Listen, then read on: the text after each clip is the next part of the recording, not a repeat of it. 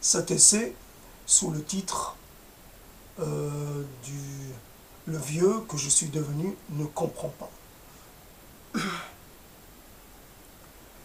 Mais il y a plusieurs approches possibles de ce thème.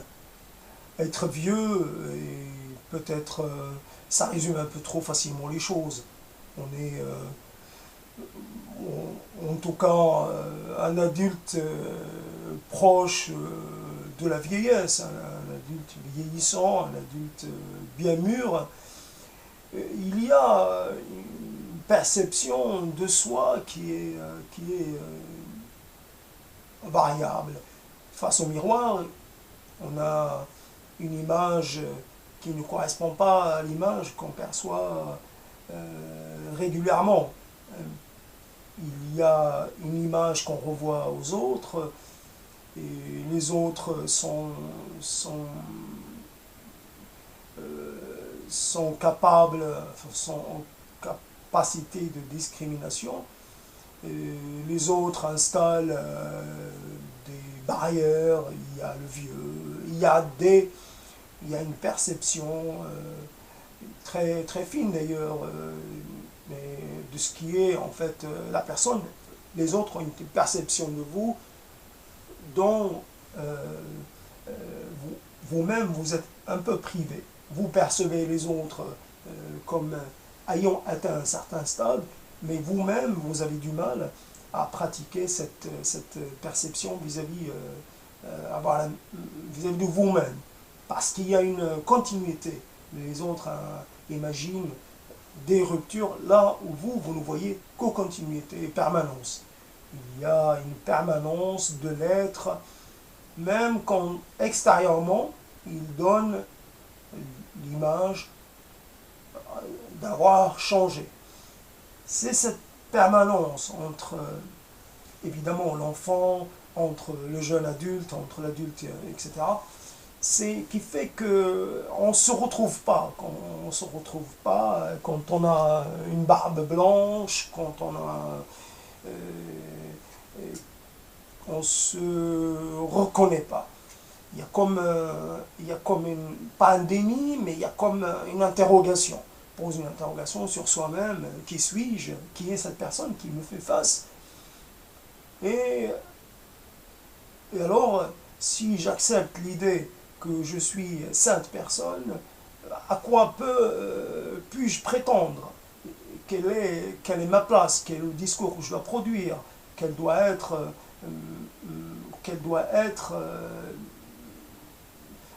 mon existence? Quel doit être l'élément, comment dire, dois-je pratiquer une sorte de discours raisonnable, une sorte euh, comment dire, une sorte de... dois-je apparaître comme l'être qui a acquis une certaine sagesse, qui est dans la distanciation, qui est dans le rapport apaisé aux choses, ou doivent encore manifester de l'envie, manifester de la pétence pour les choses de la vie, telles que le pouvoir, le sexe, l'amour, tout ce qu'on met derrière.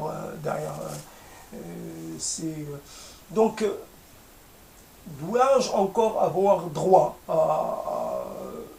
à être dans une certaine...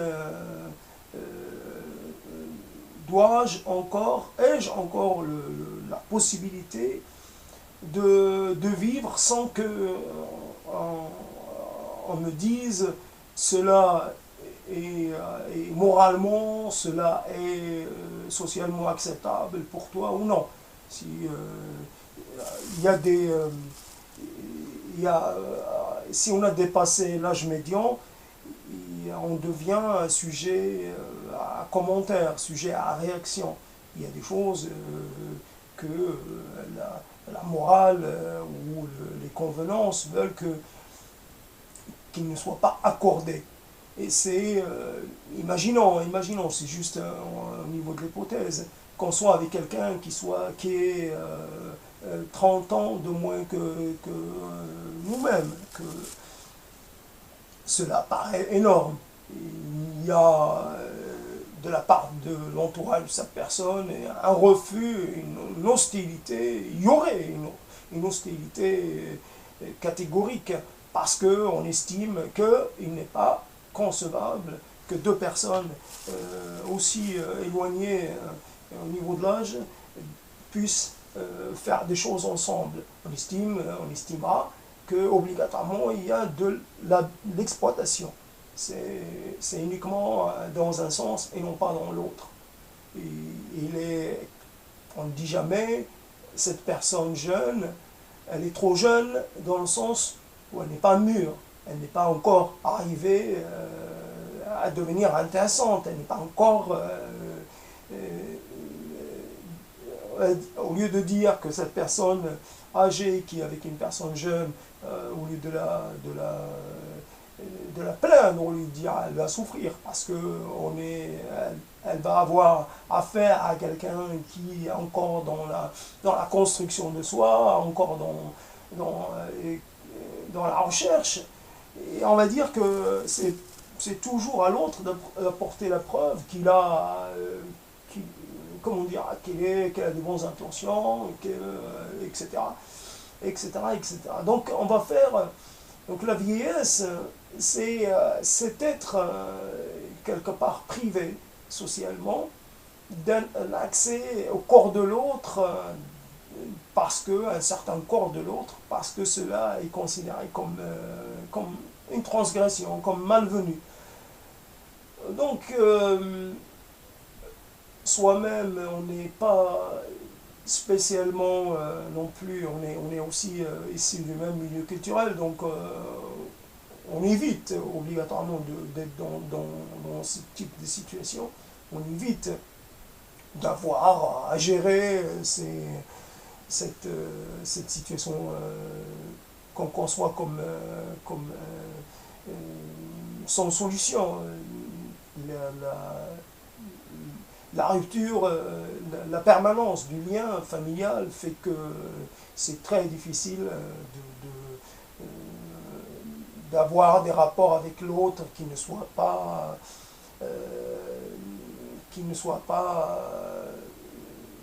comment dire, dépendants d'un regard extérieur.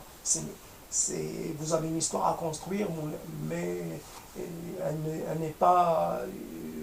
Vous n'êtes pas les seuls acteurs de cette histoire.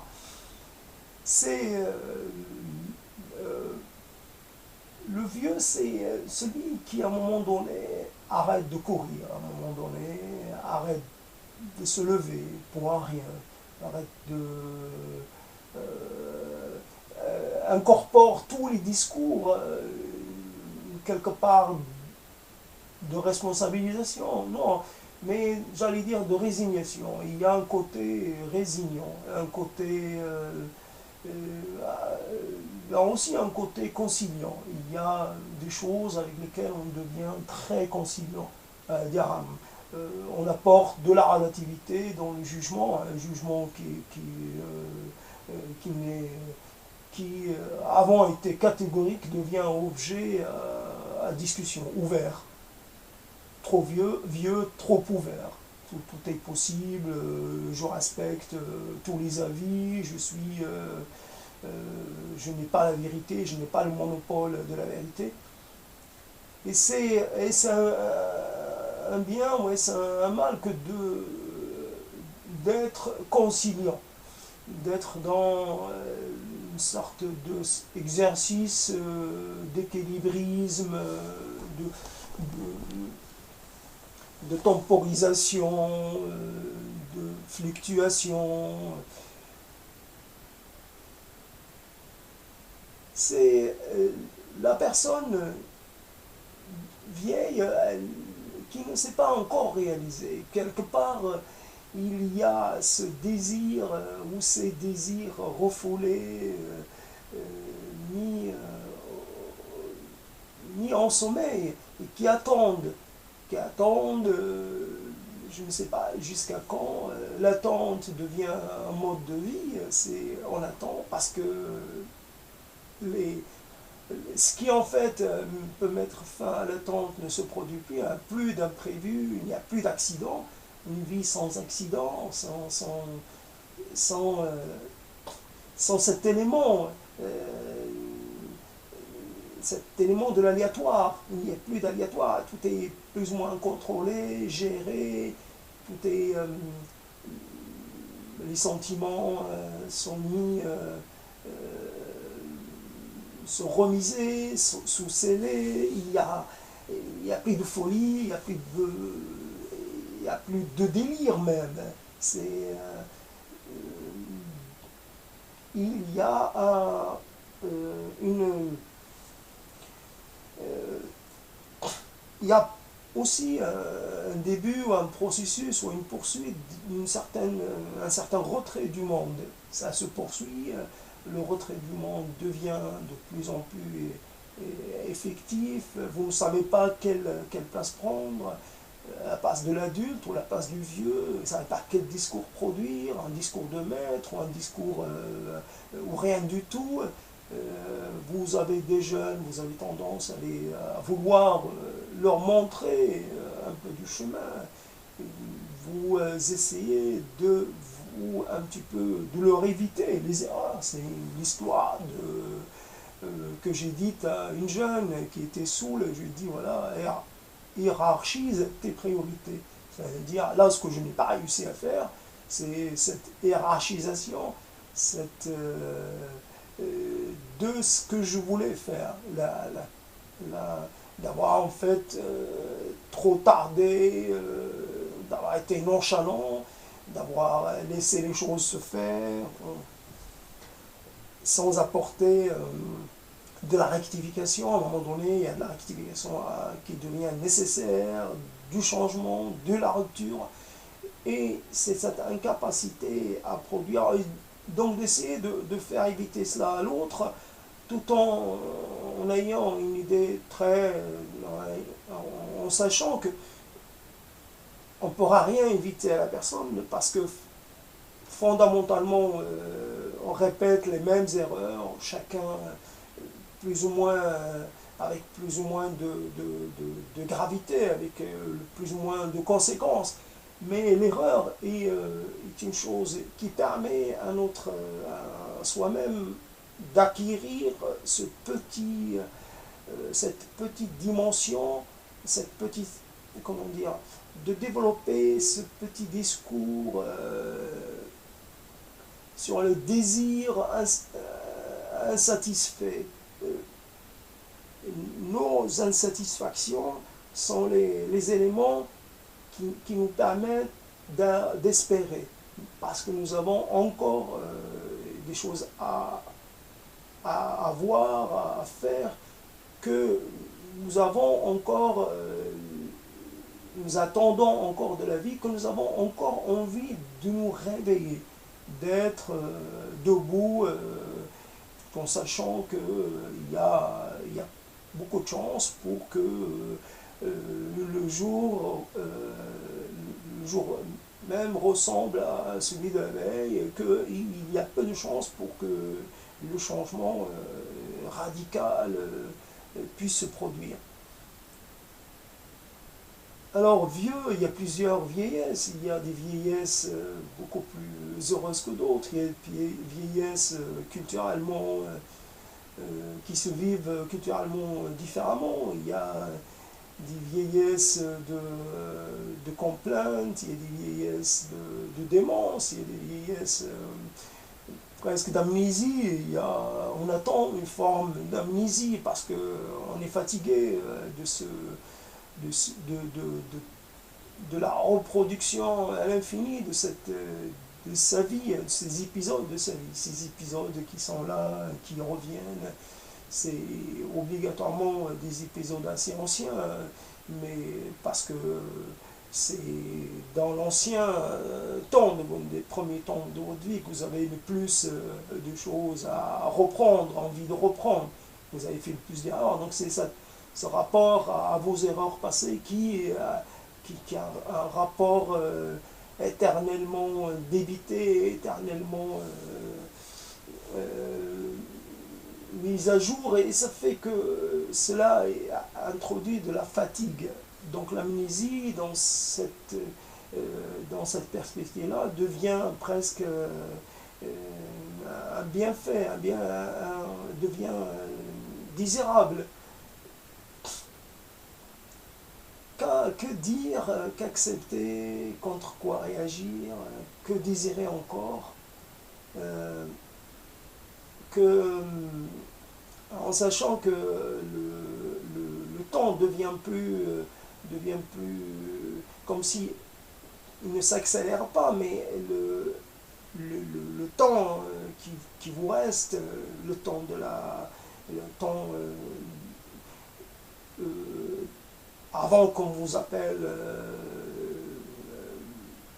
le vieux, effectivement, que cela devient réellement, parce que cela, votre voix a changé, vos traits ont vraiment changé, là que vous devenez réellement un vieux, le temps qui vous reste est très limité. Quand vous avez une vision à vos 30 ans, 40 ans, vous avez un rapport qui est assez souple, un rapport presque, comment dire, vous attendez, alors qu'à 50 et quelques, ce n'est plus de l'attente, c'est de l'appréhension, parce que chaque mois qui passe vous rapproche de la soixantaine, vous rapproche de ce repère-là. Et à 60 ans, on est censé être en dehors de tout. On est censé peut-être vivre une vie peut-être déjà comme si on accumulait des souvenirs, déjà une vie qui a des traits bien particuliers. Vous avez le droit de bouger dans le monde entier, mais à chaque fois, en tant que personne qui, je ne sais pas pourquoi, puisque finalement, vous accumulez de la vision, vous accumulez des impressions, mais ces impressions-là ne servent pas dans votre vie sociale. Alors ils servent peut-être à l'échange avec vos semblables, avec les mêmes vieux que vous, mais ils ne servent pas, alors que plus jeunes, les impressions qu'on a, les expériences qu'on vit sont opératoires, on peut les intégrer dans le rapport qu'on a à ses collègues, dans les carrières qu'on mène, dans les ambitions qu'on a. À 60 ans, l'ambition devient, après 60 ans, l'ambition n'a plus de sens. Il n'est plus possible de s'inscrire dans un désir dans un désir de possession. Même possession matérielle, après 60 ans, on est supposé avoir déjà sa propre demeure bien avant 60 ans. Après 60 ans, on se prépare, c'est l'âge pour préparer sa succession. On est plus dans la préparation de l'après que dans le moment, que dans le présent. Donc ce vieux, je ne reconnais pas, je ne me reconnais pas comme vieux, je ne m'accepte pas, même si je le dis de façon assez, comment dire, sans crier, je le dis de façon douce, je n'accepte pas, mais je ne peux rien faire contre, je ne fais rien contre. Je suis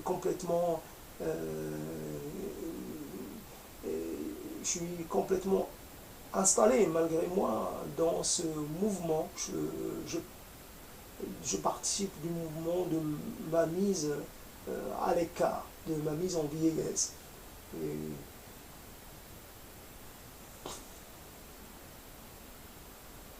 Qu'est-ce que je peux dire? Vive les vieux, abat les vieux au cimetière, ou les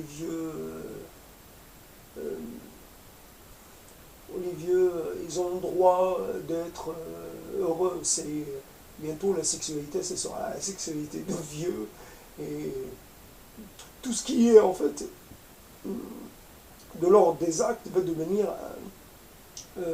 sous l'identité de vieux. Ce sera toujours, il faudra toujours ne pas montrer les cheveux blancs, il faudra les exclure parce qu'il faudra essayer de paraître plus jeune, faire des efforts pour rester en capacité de sélection, alors qu'en fait, mais ces efforts-là sont obligatoirement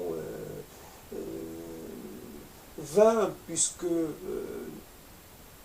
nous, il y a des manières et des moyens de repérer, de faire la distinction entre le vieux et le pas encore vieux. Et quand on est le vieux, on est déjà tout à fait le vieux et pas autre chose. On est l'exclu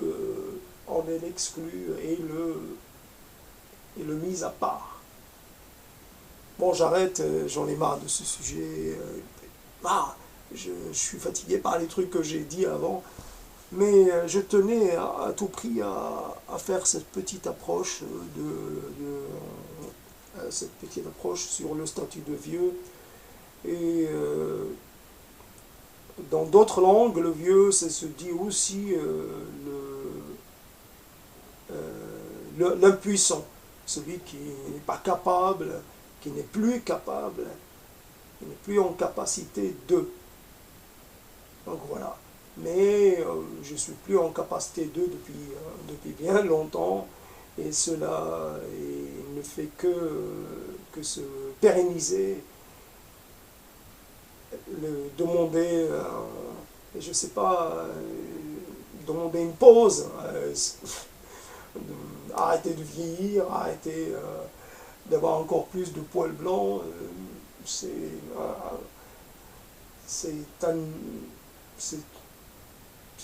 quelque part un vœu qu'on fait malgré soi. On fait le vœu de mettre en pause cette lente dégradation de soi-même et de ses capacités à vivre, à faire face, à se retourner contre soi-même et contre toutes les adversités.